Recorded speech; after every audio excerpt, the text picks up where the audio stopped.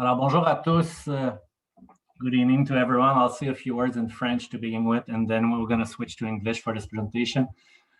Donc, bienvenue à cette 8e soirée de Clinique de flag football. Il nous en reste seulement 2. Donc, ce soir, nous avons Alex Desjardins qui va nous parler à 20h45 de plan de match offensif.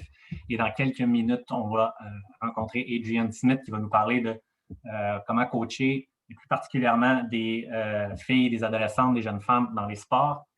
Juste avant, je veux juste peut-être vous dire que jeudi, c'est notre table ronde, donc vous avez vu ça passer. Je vous ai déjà parlé que c'était possible pour vous d'envoyer des questions. Je vais remettre le lien tantôt, l'adresse courriel dans le chat. Vous pourrez m'envoyer des questions. On en a reçu quelques-unes.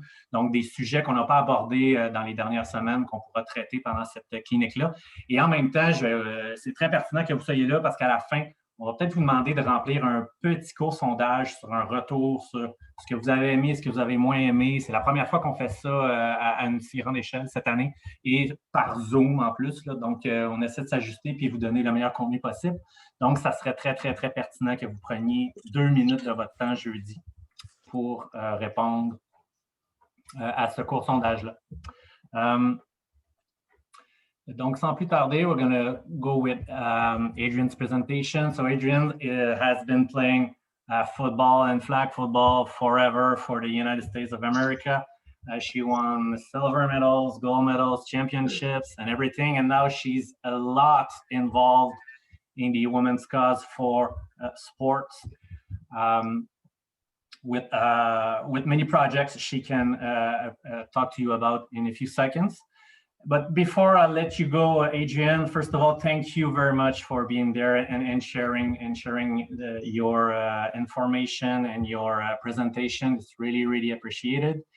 And before you go, for a great speaker, you need a great host. So I will let François say a few words before you can go. So thank you again for being here. François, c'est à toi. Bonsoir tout le monde. Premièrement, je voulais vous remercier tout le monde d'être là et d'avoir suivi en grand nombre. Merci à François qui est vraiment une belle découverte comme host. Je ne prendrai pas beaucoup de votre temps. Je vais laisser Adrienne se présenter elle-même. Vous allez voir, c'est un personnage. Juste une petite anecdote super rapide. Là, qu'est-ce que Adrienne représente pour nous? Là?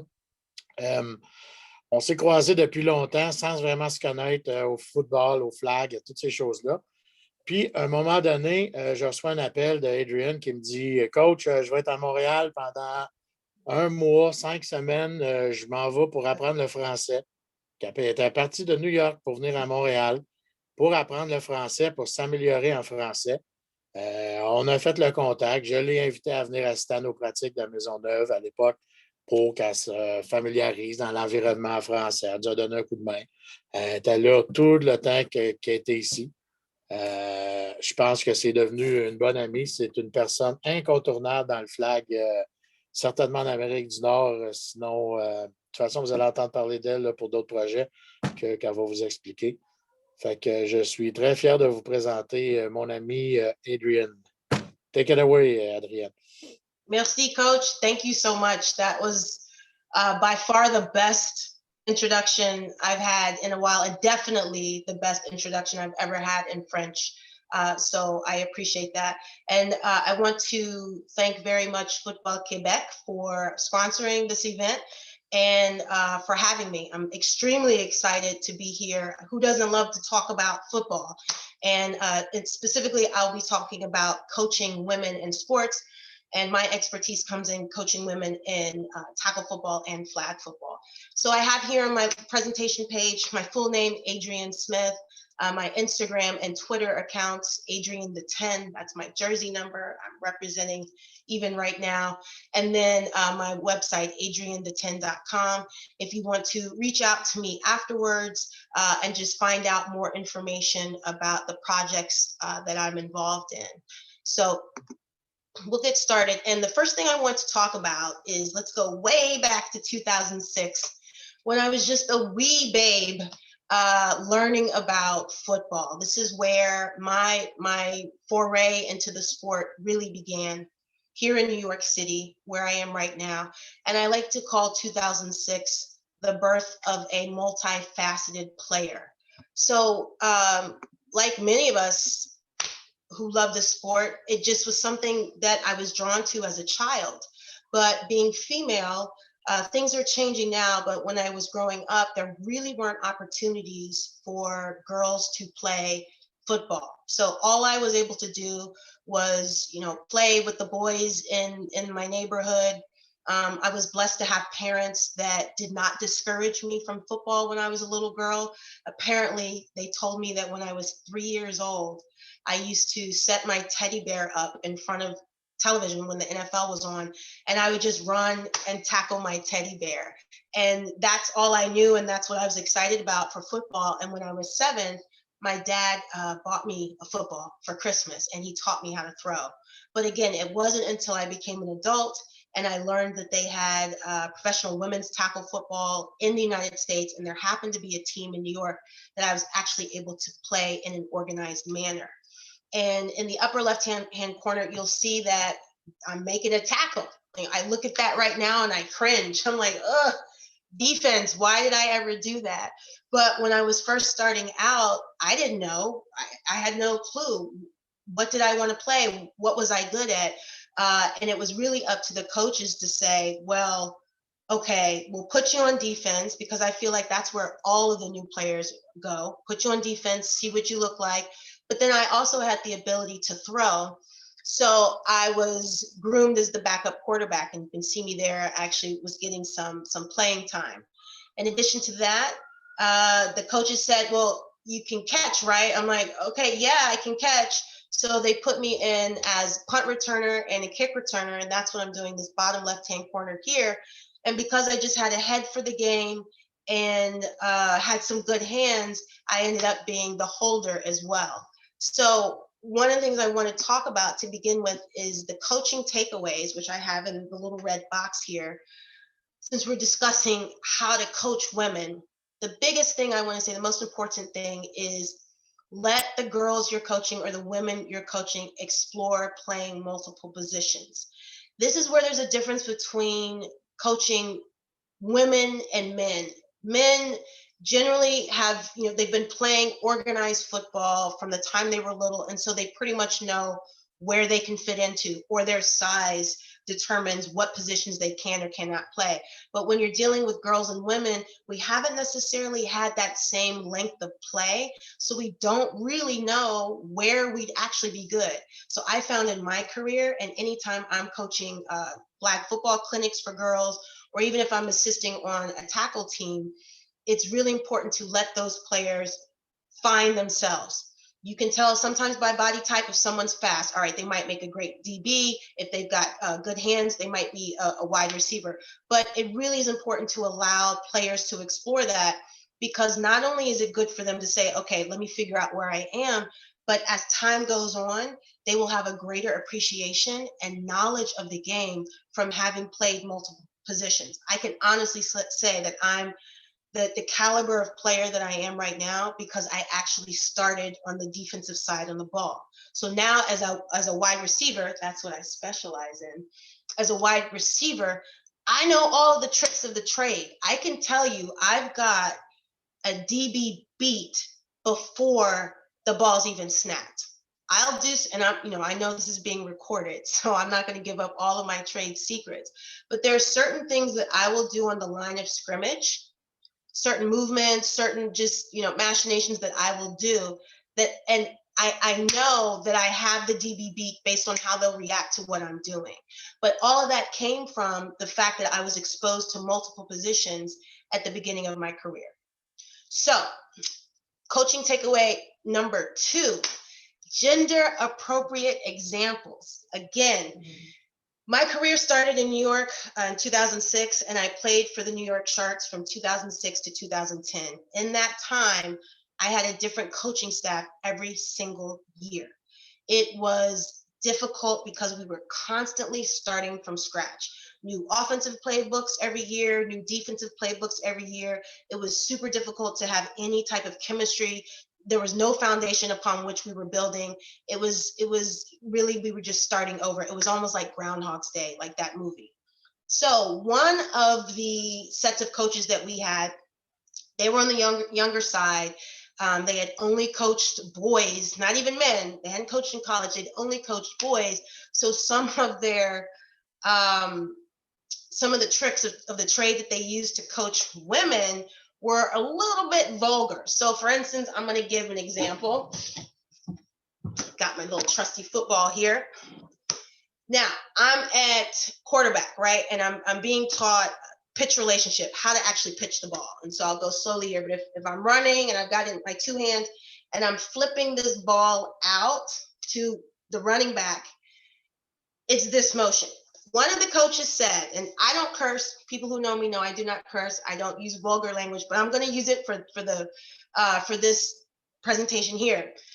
He was used to telling his QBs in high school, dick to dirt.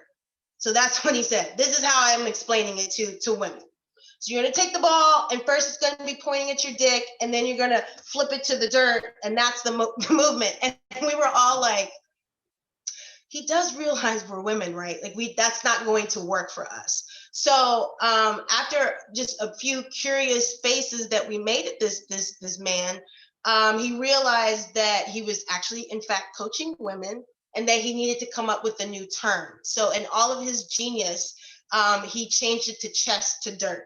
That's just a little anecdote, but I want to drive home the coaching point, especially for men who are coaching girls or women, that just be cognizant that you're coaching a different gender, and that maybe some of the terminologies and even some of the movements or references that you're used to making when coaching boys or men might not be appropriate when you're coaching girls or women.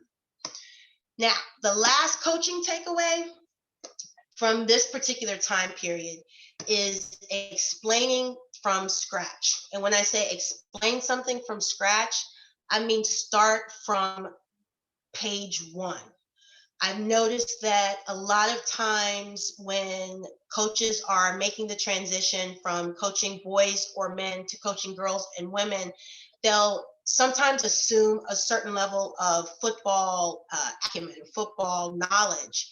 And while that's great, girls and women want to be treated on par equally, sometimes you do have to break it all the way down. I mean, for instance, my team, my flag football team, we had a Zoom meeting last night with the offensive players. And one of the players on the Zoom, she's got to be 30 something years old, phenomenal defensive flag player, but now we're having her kind of explore some roles on offense. Our offensive coach was talking about scramble rules and what we do if the offensive play breaks down.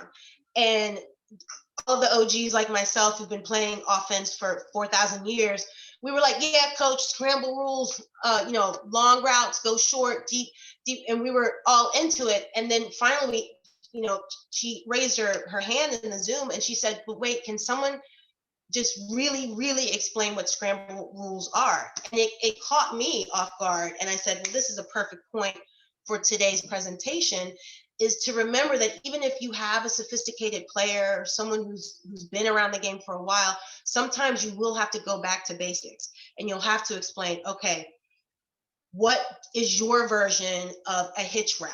What is your version of a post route? I have played on multiple teams in multiple countries for, God knows how many coaches, and I've got probably a stack that's as high as 20 Bibles of different playbooks. And one of the first things I always do when approaching a new situation is ask for the route tree and explanations. And sometimes people will look at me as if I'm crazy. It's not that I'm crazy, it's that I just really want to understand, for this particular coach, for this particular offense, what is your out route? How do you run that? Is it at 5? Is it at 7? Is your hitch route? Are you turning in? Are you turning out? Just getting those basics understood so that everyone is on the same page goes a long way. And that's why I say explain things from scratch. People won't or shouldn't feel offended, and it's always just good to make sure everyone is starting from the same place. All right, now we're marching into the flag space. And Coach Bougie, this is what you were asking me about before. All right, so 2006, I start my life as a tackle football player. And then in 2008, I had finally started to move into just becoming a wide receiver. And I get the call, hey, USA is putting together a flag football team. We're going up to Canada and we're going to compete. Do you want to, are you down for it? And I'm like, Canada, yay, yes, of course. Yes, I'm down for it. We were horrible. Oh my gosh, I think everybody beat us. Like even the little grasshoppers in the grass beat us. We were so bad, but it was a good learning experience. And it carried over into 2010, where Team USA, we're doing better. And, I'm doing better. I love this picture, me catching a touchdown pass against Sweden. And it was my first foray into organized flag football. Now, coaching takeaway number one, international opportunities for girls and women in football. So this was a decade ago. And I was blown away by realizing that there were so many countries around the world and so many women that loved this sport as much as I did.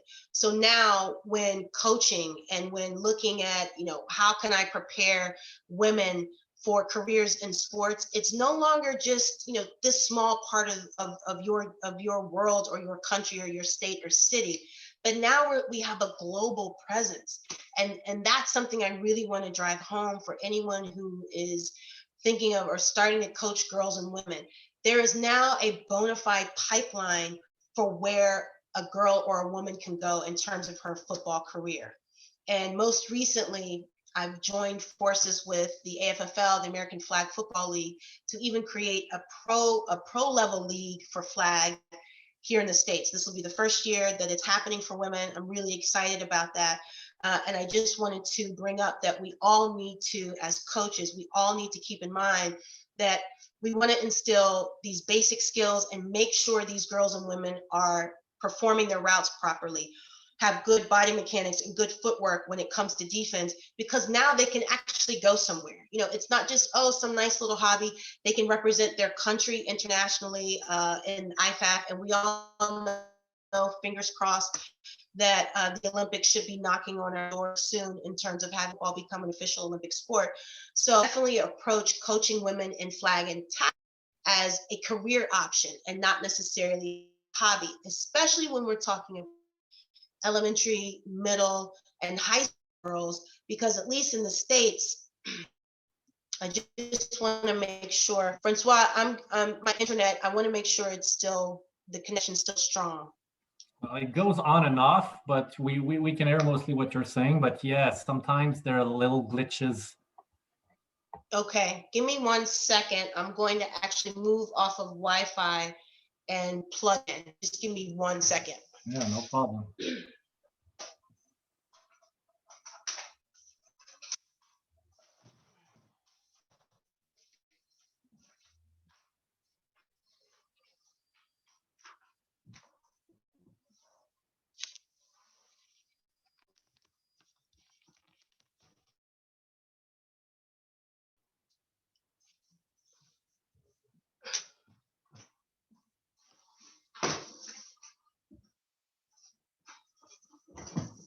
All right, am I still there? You can still see and hear me? Yeah, much better now. Okay, great. Thank you. Sorry about that, everyone. We should be good now. So even now, from like the elementary, middle, and high school level, now girls have the opportunity to play flag football at the collegiate level. I mean, there's even a Clara from district, and she's been on the Canadian national team, I believe. She's playing at Ottawa University in Kansas, and I'm just so ecstatic about it, because now not only is it's fun and it's a way for girls to progress, but they can actually get college scholarships and get an education from flag football. So it's really important now, I think, that we also just keep in mind how far girls and women can go in the sport. Second coaching takeaway, Canada is really good at flag. That's one of the first things I learned in my career. And we lost to Canada in 2010. So I've got this little this the one? Yeah, this little silver medal that I keep anyway. So congrats, Canada. Good job, Coach Bougie. Everyone who beat me, if you're watching, what wonderful job. All right, back to tackle. So in 2010, huge year again for women in football. It was the first ever women's world championship for tackle football. And I learned a lot of lessons in terms of the best way to coach women from this experience. Just to give a brief amount of history, there were, it was the inaugural Women's World Championship. Canada, Austria, Germany, Sweden, Finland, and the United States competed. I was one of 45 women selected to represent the United States at that time. And it really was groundbreaking for us here in America because we were attempting something that had never been done before, just as the other countries had as well. And my hat goes off to the coaching staff, Coach John Konecki, who was the offensive head coach and offensive coordinator, and Coach Anthony Stone, who handled defense, because to me, they accomplished the impossible. We had, I believe, 4 or 5 days of, let's call it 4 days of training camp in July in Texas, where it was 102 degrees in the shade with the one tree. And you have 45 women coming from all over the United States, many of whom did not like each other because we had just finished our regular tackle football season. And my team, the New York Sharks, had lost in the semifinals, playoffs, second round of playoffs, to the Boston team. And we were mortal enemies. So one of the coaching takeaways from this experience is the importance of ice-breaking activities and team bonding exercises. It is absolutely paramount to achieving success on the field. I'm convinced if the coaches hadn't spent so much time in forcing all of us to come together and to break away from our cliques. Sometimes, girls and women can be cliquey, I think more so than boys and men, forcing us to break away from our cliques, our team cliques, and really having to mesh together. That's the only way we were able to perform as well as we did. I mean, for me personally, I hated the players in Boston. And when I arrived in Texas, I learned that they had purposefully put New York players and Boston players together because they knew how bad the blood was. I will go on record as saying I did not stay in my room with those Boston players. I went and found some of my New York teammates and actually slept on the floor in the hotel room because I just was not, I couldn't deal with them. I was not going to try to overcome anything. However, over the course of several days, and when we were all focused on the mission, the coaches did a great job, again, of reinforcing the need for us to build bonds and trust and friendship. And by the time we landed in Sweden, we are the world. We were one happy family. That brings me to my second coaching takeaway: using position groups to divide and conquer, but also ensuring that the offense and the defense have rapport. So one of the great tactics that the coaching staff used was, yes, you break people up by their position groups. So I was with the wide receivers. At that point, in terms of 2010, I was a full-fledged wide receiver diva. That's my position. That's what I do. I go deep. I score touchdowns. That's all I want to do. So I was with other wide receivers from multiple teams, and we were able to help each other learn the playbook. We were able to encourage one another. The same thing happened with the quarterbacks, and the same thing happened with the defensive backs and the linebackers.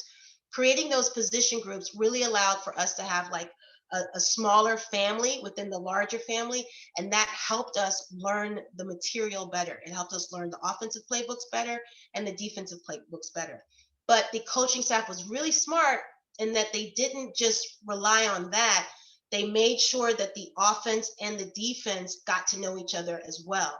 So again, by the time we ended up in Sweden, we would be rooting for the defense. As an offensive player, we would be rooting for the defense just as much as the defense would be rooting for the offense. And it really was, I think, yes, it was definitely a defining moment in my life personally, and then as a football player. Something else to delve into is girls and women, we like to think. We like to think a lot. And sometimes that's not always good for football, depending on the position. The defensive coordinator, Coach Anthony Stone, I love him. I'll never forget this. When they were trying to figure out which players, again, 45 women, you don't really know which players would be best suited for special teams. Coach Stone, he shouted out to the whole group, who's fast, who can catch, who can hit, who really feels like they can. So, of course, pretty much everyone goes over except for the kickers and the quarterbacks, right? They go over. Then Coach Stone says, okay, raise your hand if you have a college degree. Pretty much everyone raises their hand. Raise your hand if you have a graduate degree.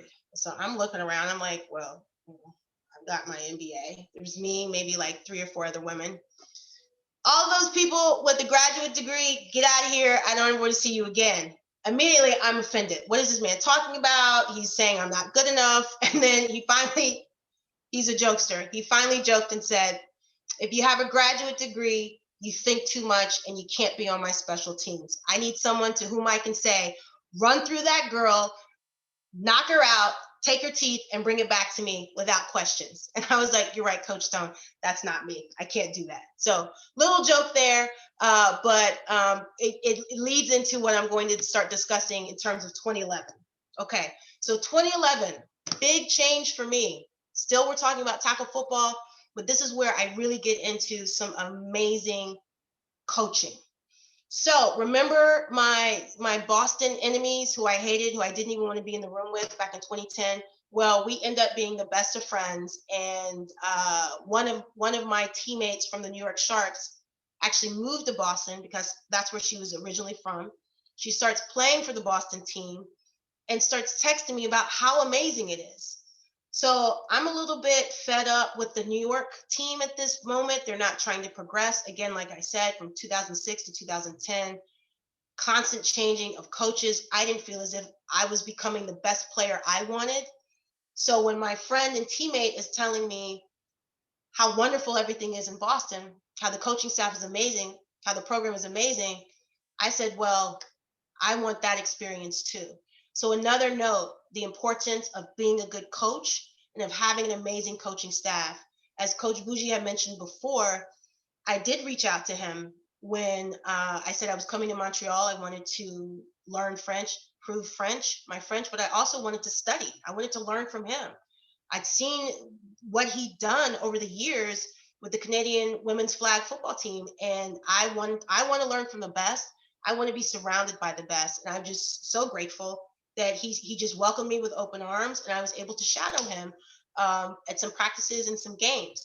So for me, coaching is so important, and that's why I was very excited to be asked to do this presentation. And in 2011, when I started playing for the Boston team, it again changed my life. I have here in the coaching takeaway section the Bill Belichick system. The coaching staff for the Boston Renegades, and this is my helmet that I have right now, many of them played for Bill Belichick. We have a couple of Super Bowl winners, but the most important thing is that they brought his system to Boston women's football, period. So where I say that they're kids, they're sons of the Bill Belichick system, I'm a granddaughter of the Bill Belichick system, and it is phenomenal. The first thing, establish a professional environment. As soon as I stepped on the field in Boston, I knew I was in a different world. It wasn't recreational. It wasn't amateur type of feeling. These people were about business. The moment you stepped on the field and you had to be ready, if practice started at 8, you were at the field ready to go full gear at 7:50 p.m. And the way they treated practice was as I treat my job and as any adult would hopefully treat their job, where it is of utmost importance. You always are putting your best foot forward and you're serious about accomplishing your goals. The second coaching takeaway, treat players as players. There is no gender. These men did not care if I had ovaries or testicles. It didn't matter. 50 yards was 50 yards and I better get down the field. 50 push-ups was 50 push-ups, and I better do 50 push-ups. Adrienne, if we call this play for you and we expect you to be in the end zone, you better be in the end zone. There just was no difference. And I responded to that. As a player, I just wanted to be the best. I wanted to be surrounded by the best, and I wanted to be coached by the best. And these men set the tone. The next thing that I learned, preparation is key. I watch film, scout teams. Sure, we've heard in the news, I can't remember how many years ago, about Bill Belichick being caught videotaping some of the other team, whatever. I'm not saying we did all that, but the importance of watching film and scouting teams was drilled into me. I had never been more prepared for football games than I had been when I started playing for Boston. We would spend an hour before practice. So now practice is supposed to start at 8. Now it starts at 7 once we get closer to the season. 7 o'clock, you're in the locker room. We're doing an hour of film. I've learned to break down film and watch a DB steps. Which step does that DB that I'm going to go against in a game? Does she step back with her right foot first? How quickly does she flip her hips? It was just amazing. Again, I can say I've already got a defensive back beaten just from standing on the line of scrimmage. And it's because I learned the Bill Belichick system of coaching where preparation is everything. This brings me to my last point. Women will rise to the occasion. The thing these men at Boston taught me was that if they set the bar for us as women here, we would meet that bar and we would want to go higher. Again, that circles back to the professional environment and treating players as players, not treating them as girl players or as women players, but as football players, period. And we responded. 2011 was the first championship. I got my rings over here. I'll put them on, but there you go. 2011, we won again in 2014. We won again in 2018. We won again in 2019. We would have won last year if COVID hadn't existed. And right now we're preparing for our next season. And I anticipate we're going to win again. And it's all because of this coaching system. Playing for Boston was the first time I realized the importance of coaching staffs and why great coaching staffs make so much money in the NFL and at the college level and in the CFL, because it changes everything. A great coaching staff and great coaches can take mediocre to average players and coordinate them in a way that they become a steamrolling machine. 2012, back to flag, back on the national team. And in this instance, I'm actually playing quarterback for Team USA. So, like I said before, in 2006, when I started my career, it's so important to allow women and girls to explore all the positions, because you never know what they're going to be good at, and you never know when you might need them to do another position at a high level later on in their careers. Coaching takeaways: know your personnel. This was a difficult situation for us because everyone landed in Gothenburg, Sweden. We didn't have time to do not a combine, to have mini camp before getting to Sweden. So we were really learning everyone's skill sets on the fly. And this leads me to the next coaching point of needing to equip players with efficient offensive and defensive strategies. Keep it simple, stupid, right? KISS. Keep it simple, stupid. The ability to have an offensive program, at least on the flag side of things, and a defensive program that can be written down or communicated with your risk coach is key. If we hadn't had that, we wouldn't have been able to make it to the championship game. Unfortunately, we lost by 1 point to Mexico. I won't get into that. What really happened, I think I need another 20 years where I'm further away from it to actually tell the truth. But for now, just know, silver medal again. And this time Canada wasn't there, but I'm sure it would have been USA versus Canada in that championship as well. But again, knowing your personnel is key, and equipping players with simple to understand and execute offensive and defensive strategies. All right, 2013, back to tackle. I'm back on the national team. This is the actual jersey from 2013 that I'm wearing right now.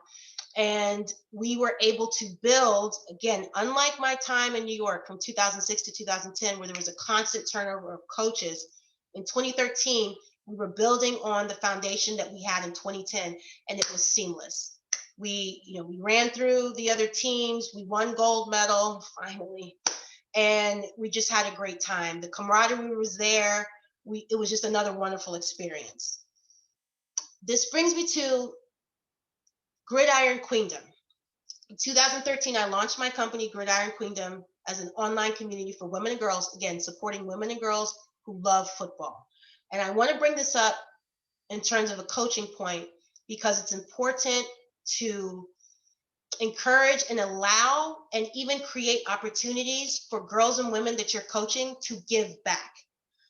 Boys and men, they already have a pipeline, an established pipeline of where you start in flag or Pop Warner football, and then you can move on to the CFL, the NFL after you've had a career or in college. But for girls and women, it's still building. So we need to consciously build in opportunities to have flag football clinics for girls and to have the players that you're coaching give back and reach out to other women, to other girls, and try to bring them into the fold as well. 2014, win another championship with Boston, because that's what we do. And it's Michelle and Barack Obama. So I had to put them in the presentation because it was awesome to meet them. And again, it was my football career. It was being coached by some amazing people that allowed me the opportunity to meet them at the White House. 2014, back at it on the U.S. Women's National Flag Football Team. This time we are in Italy. And Canada once again kicks our butts. Once again, Coach Bougie we just get clobbered. Great championship game. Hats off to everyone who was on that team, performed very well. And this leads me to my final coaching takeaways. Have fun, right? At the end of the day, I've given some concrete examples, some do's and don'ts, but at the end of the day, have fun. This has been an amazing career for me. I wouldn't change it for the world. And last coaching point, Canada is really good at flag, in case you didn't already know. I want to wrap it up with a quick shout out to the game I created called Blitz Champ. So it's a football card game, and I created because I wanted to share the joy, the passion, the fun, the excitement, the strategy that I've had during my career with other people. And I came up with the idea for it, and it's available and you can buy it in Canada as well. But the reason why I want to talk to this in the coaching seminar here is because remember that, yes, coaching these women, coaching these girls in football is great. It's going to be on-field, physical, tangible experiences. But keep in mind that what you're teaching them, the rules of the game, the strategy of the game, you never know where that information can go. You never know that perhaps some type of defense that you've put together, like for if it's 5-on-5 flag and we're going to do a man defense versus a 2-3 zone defense, that teaching these girls and these women about the game, about the strategic aspects of the game can lend itself to things that haven't even been invented yet. And again, I credit my superior coaching staffs that I've played under, whether it was for Team USA, whether it was for Boston, in helping me think in a certain way when it comes to football, which allowed me to create this game. So it really is the sky's the limit, but it all comes down to the importance of coaching women, coaching them as players, not trying to water things down, but also not trying to gloss over things and ensuring that they understand everything from scratch. All righty. That concludes my presentation. And I would love to open this up to questions. If anyone has questions, if anyone has jokes, if anyone has ideas, I'm all ears. Well, I'm sure that Coach Bougie has many jokes, but we might not, want to hear them for now. I do have a question for you, Adrienne. And to put that in context, we're finishing things up with a panel of coaches next Thursday, where we're gonna and I asked the audience to send us questions about topics we have not been covering with our clinics in the last few weeks. And actually one question came up, and I'd really want to have your opinion on this. Do you have any tips or a way of functioning to be able to forge the minds or the confidence of certain players who are actually lacking confidence? Does it go through more encouragement, or does it go through pushing the player to surpass himself? And this applies for girls, but also for boys. What would be your take on this? That's great. It's a great question. Confidence, I find in sports, confidence comes from repetition. I mean, if you look at a little baby learning how to walk, first they stand and then they teeter, then they'll take 1 or 2 steps and then they fall. They keep falling. They become more confident and better at walking the more they try it, to the point where it becomes second nature. So they'll just start walking. They don't even think about it. They're not nervous about it. They're like, oh, there's the cookie. Let me walk to the table and get it. Same thing with football, especially when I'm working with new receivers. Lots of times, especially little kids, little girls, they're afraid. They see the ball coming and, hello, we're human nature. Don't leave your face in front of an object coming towards it.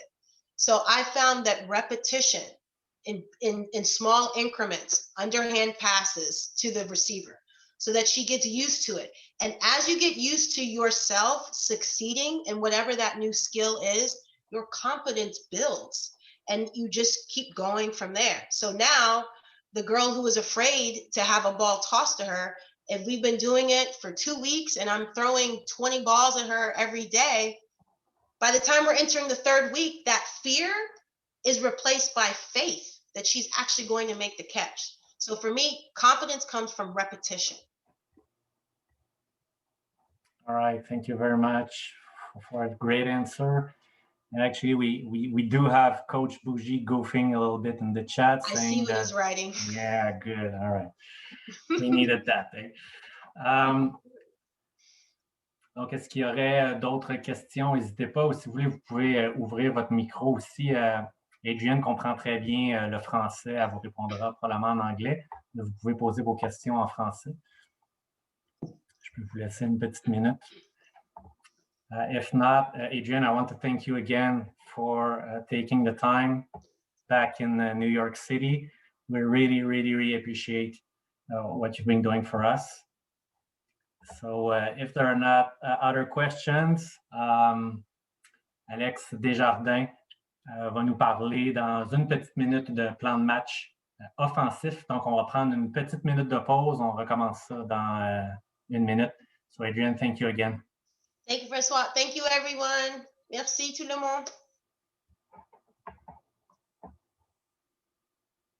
Donc, on recommence dans une petite minute.